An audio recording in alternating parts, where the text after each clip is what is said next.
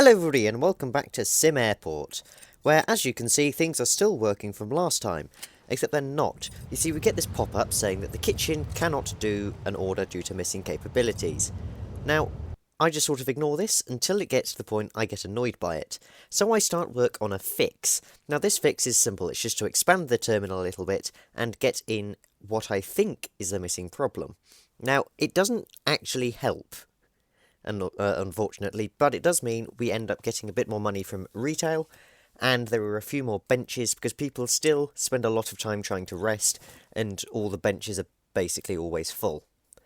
Anyway, as you can see, what I thought it was the snack kiosk, and so I've placed that down, and the dessert kiosk also seems to be doing pretty well, and I didn't think much of this not working, so I just finished it off, and to be honest, after a couple of pushes, it was done.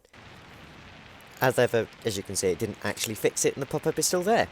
So I just ignored it, and I started work on what the plan is for today.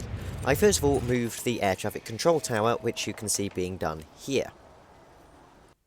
I then expanded out the underground section to move the storage zone into it, just so there is a bit more space up top and we can expand out the ticketing area.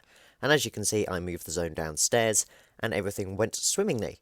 Next was the actual foundation, which was built very quickly by Bob and the boys, and to be honest, it's not exactly the most interesting thing here, which is why it's always sped up, but floor went in and removed the windows, because I don't think having windows into the security zone is a good idea. Next was the floor, and then I decided to start work on planning out some new ticketing desks. Now, these were admittedly quite a bit of a faff to try and get in, as it always is, because I wanted to get 5 in, because you can only get 5 into one port on a baggage hub, and we couldn't really link up to the one on the other side. So here I was designing it, trying to get it all to work, and eventually I got a design that ended up being functional.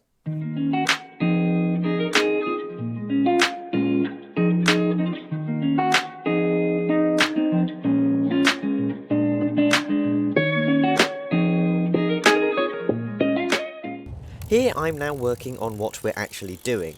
Now, I haven't told you what this is yet, but what my plan is to stick down some foundation up top and move the security zone upstairs. Of course, we have to have one of those. Next up was putting down the red carpet for the security zone, and this means we can have a bigger security zone for a bit of a project I have coming up. Here I am now outfitting the entire security zone. As you can see, we have about twice as many ID check stands as we do downstairs, and hopefully I was going to get more in terms of baggage scanners and metal detector. In the old layout it wouldn't work, so I eventually decided that it was best to just dismantle all of these and have loads of bag scanners and loads of metal detectors one after each other. And while it isn't the most efficient setup, it definitely got everything to fit in, and here it is all being built. Next up was actually removing the security zones, which I did very successfully here. Now, once I'd done this, I had to give the game a quick reload so all the pathing was sorted. But as you can see, while I'm placing down these info desks, it actually works, and everyone is going up and down, which isn't actually what we want. So I put down an escalator in order to stop people from going back up. Next was just sort of expanding and sorting out the downstairs where the old security zone was, getting the floor all synced. And as you can see, everything ended up working.